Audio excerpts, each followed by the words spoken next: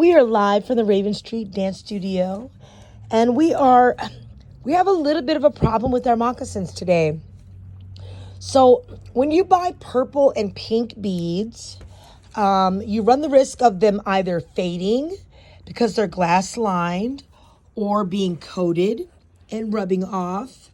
Bottom line, pink and purple are two colors of beads that are very hard to work with because of this issue. If they stay in the sun too long, they can fade, or just the wear and tear of rubbing against, rubbing off, and also water damage can affect your moccasins and how long the beads will last.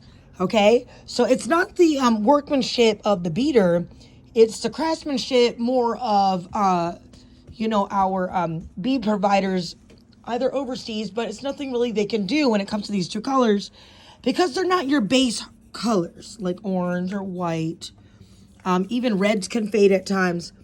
A lot of times this is why we will steer away from using transparent beads on projects because we don't want them to fade. So what do you do when you've committed to a color such as purple or pink and it's faded and you've invested a lot of money or time, into the project? I'm going to show you very quickly. Sharpie is a great way. Some people have used fingernail polish.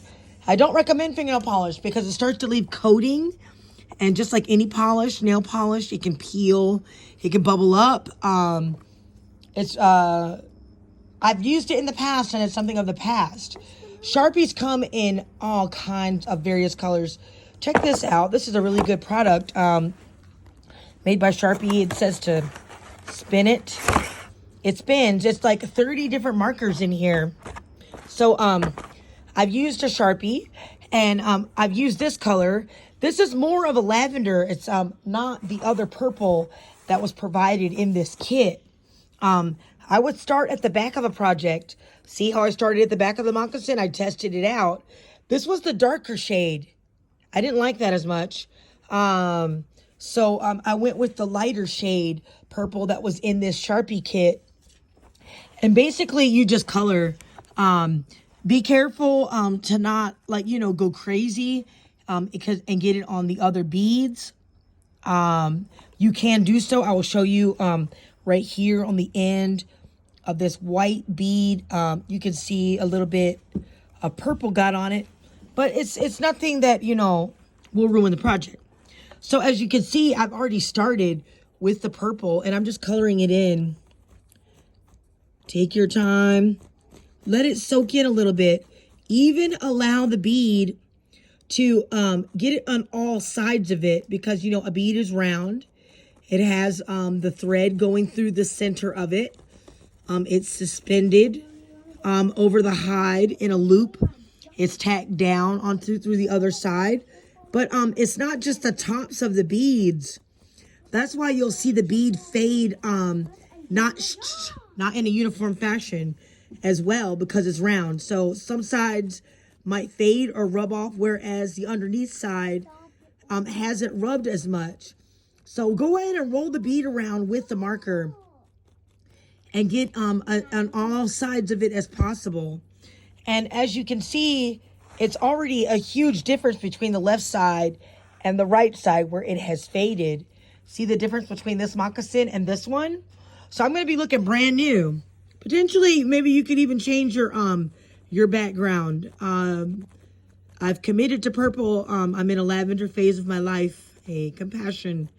And so, therefore, I just wanted to show you guys very quickly a way of saving your beaded project. I could bead new moccasins, but basically when it comes to purple, it's very hard to get purples that will not do this, will fade or will rub off. So as you can see right there, see the difference already? Yes, this is going to fade, even the permanent marker, but it's going to last for, quite a few powwows, and you're going to be able to get, the wear out of your moccasins or your leggings, whatever it may be, because you've committed And you would hate for, you know, it to all turn white and to not look the color that you designed it. So this is a quick tip. Also, while we have these moccasins out, I wanted to go ahead and show you that using proper tape when you're securing the moccasin at the top to your ankle area is very important. I prefer hockey tape. It's clear, it's flexible, but it doesn't slide and it doesn't leave a sticky residue. Whereas duct tape, even your cheap duct tapes, as much as you pull them off, you know, can leave a sticky residue. As you can see right here, this white right here, or this clear, that's like that medical tape. And sometimes it's hard for it to get off. And look at that, looks ugly. So using even hockey tape, because I do prefer to tape my moccasins over using you know, shoestrings. I don't like shoestrings that can come apart. I also don't like them to be loose and hanging down. So I just wanted to throw that in there. So using hockey tape that you can get from Red Eye Supply often, or from your local sports store if you're in the northern regions. I have found, I'm down in Oklahoma right now. We're gearing up for Durant Powwow and for Hunting Moon, being hosted by the Potawatomi and Choctaw tribes, one out of Milwaukee and then another out of Durant, Oklahoma.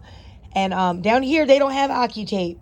So sometimes we have to go on Amazon, or you can hit up Red Eye Supply or one of your other, you know, Native American owned and operated regalia, you know, supply booths.